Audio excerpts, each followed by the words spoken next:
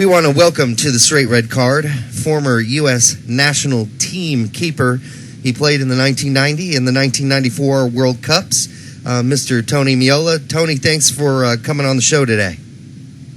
Hey, my pleasure. Thanks, guys. Now, before we get to some of the serious questions, can I ask you one? And this is the ugliest U.S. national team uniforms ever. Would that be the 1994 home kit? There's no question about it. I was telling somebody the story earlier when they took us in Dallas to unveil those uniforms. They sat us in a room and they were so happy to unveil them, and they lifted up the little curtain that they had, and there was dead silence in the room. Yeah, and actually, with an explicative added in there, one of your true Bostonians, Michael Burns, looked at me and said, "You know what are those?" It was. I'll never forget the moment. But yes, you're absolutely right. They win the award. And now they're just classics, I guess. Yeah. You know, with the odd blue with the blue. Now people are dying to have them. Yeah, I see people still going to stadiums. I do appearances in clinics, and people show up with those. Yeah, absolutely.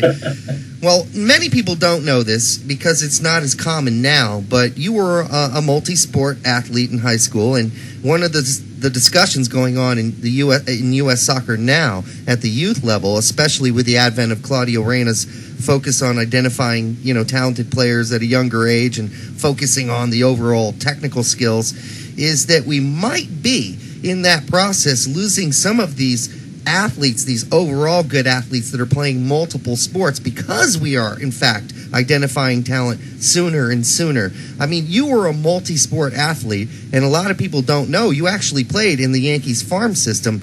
So are you concerned that some of these athletes might be left behind a little earlier because of the way things are going?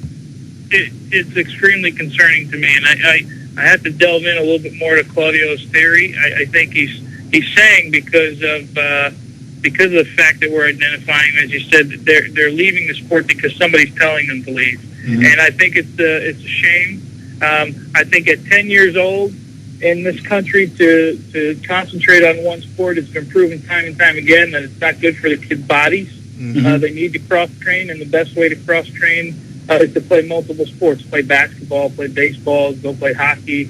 Now in the Northeast, lacrosse, it's really, really taking off, and it's really, people will have their opinions on it. But I had a discussion with a guy about this about a week ago, and he said to me, well, there's no more two-sport athletes anymore like you, and I said, there's no more two-sport athletes anymore like me because of guys like you. Because of guys like you telling kids that they have to play one sport when they're 11 and 12 years old. I just don't believe in it.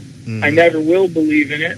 I got to be honest, we used to do things like handball and go play basketball and just on off days, and we'd get the European guys that would come into the gym with us, and I'll tell you, other than soccer, they were pretty much spazzes. And I just think they could have been so much better off had they done some other thing when they're young. I don't see anything wrong with it. Yeah. Well, I've got a couple of U11s who play year-round baseball as well as soccer.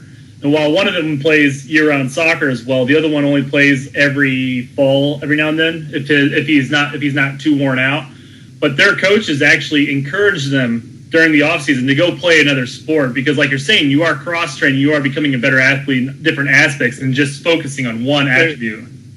There's no question. I coach in Toms River, New Jersey, and I don't know if you know about the history of Little League Baseball in Toms River, New Jersey. Yep. If you want to coach soccer in Toms River, New Jersey, you better understand that in the spring you're going to have kids playing baseball. Mm-hmm. My son is an example. He's an academy level soccer player who is in the final pool for the USA Baseball Under 14 team. And what am I going to tell my kid? He's got to make a decision. At 13 years old, he's going to be 14 next week. Mm-hmm. There's no way. I will let it play out as long as possible, and see what happens. If he ever came to me and said, "Dad, I only want to play baseball," well, that's his choice then. right? It's his choice, and I have to find other ways to cross-train him because I still think that doing one thing will be detrimental at this age to his body. But right now, every time he goes to soccer practice, he's got a smile on his face. And every time he goes to baseball practice, he's got a smile on his face, as do my other two kids who play multiple sports. Yeah. And that's all I need at the age of 13. I have no delusions of grandeur that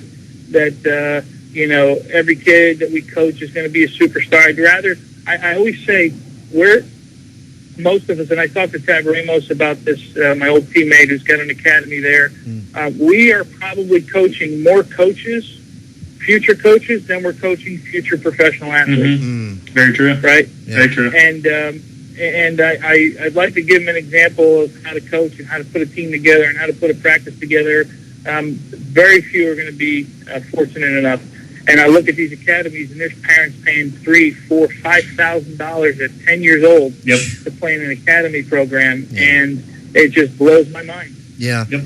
Things have changed now, and then you even look at sports like tennis. John McEnroe played multiple sports as well. But let's get into some of the things you're up to now, because I'm sure a lot of people want to catch up with that.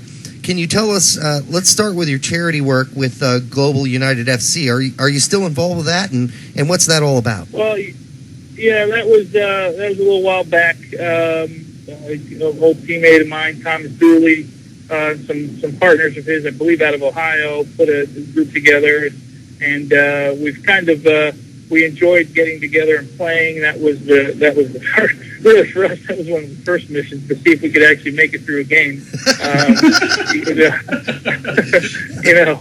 I have, as you can imagine, a little easier job than they have. But it's extended all the way. We've always said that you have two jobs in this country when you play soccer. One is to play, and the other one's to promote the game.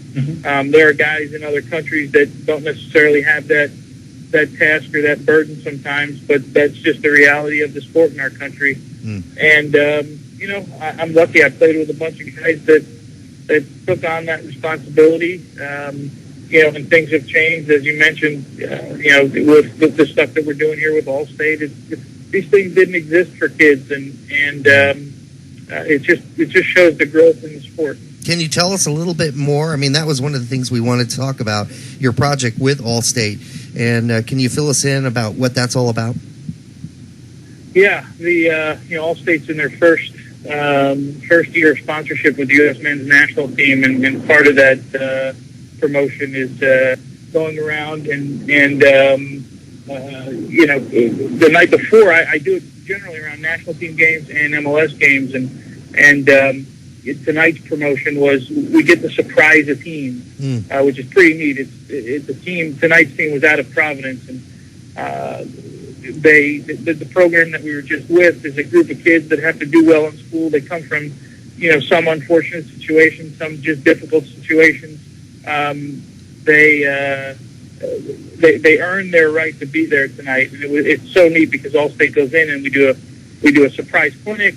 Get to chat with the kids. We do some juggling stuff, and then at the end, they come back and they give each kid home and away uniforms, just a complete kit, sweatsuits. The goalkeepers get full goalkeeper gear, all kinds of signed stuff, and it's an opportunity to go back and give back to the sport that's given me so much. Yeah, and we see this a lot. I mean, we've talked to Tony Santa and others, and they're all doing such great work. And, of course, these were some of the guys you played with back in the day.